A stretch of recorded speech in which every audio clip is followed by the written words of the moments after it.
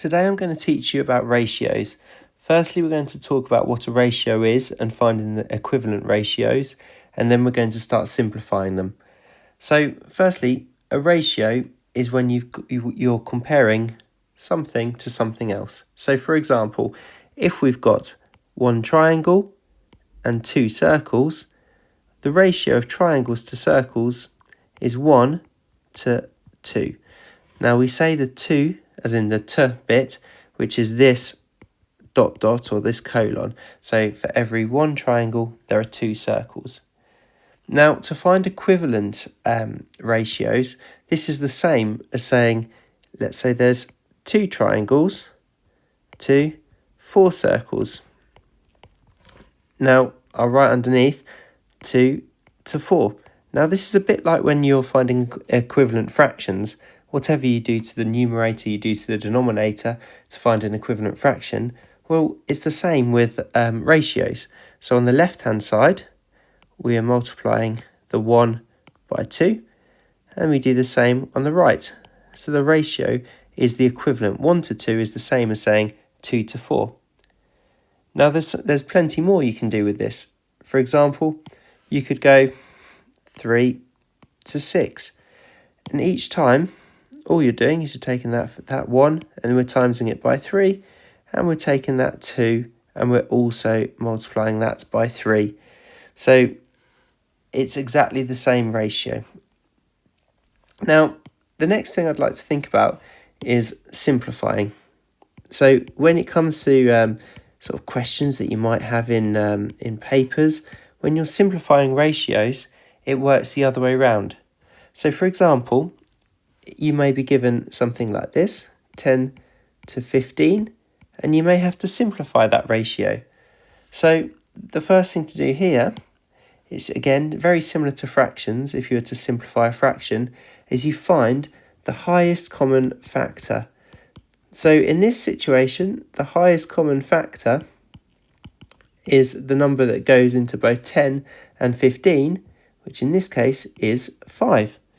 So what you want to do is you want to divide both sides by the highest common factor. So you divide in the left by 5 and the right by 5, which means 10 divided by 5 is 2, and 15 divided by 5 is 3.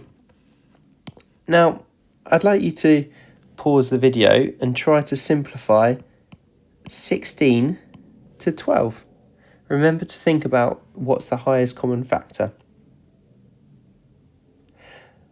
Okay, so now I'll go through it with you. So the highest common factor of 16 and 12 is the number that goes into both 16 and 12, the highest number that goes into both 16 and 12. So the highest common factor of these two is 4. So just like in the one above, we need to divide both these sides by the highest common factor. So you're dividing in this case by 4. So 16 divided by 4 is 4. 12 divided by 4 is 3. Now, what does this mean? Well, it means for every 4 of one thing, there are 3 of another. Now, you can have ratios where there's 3 parts.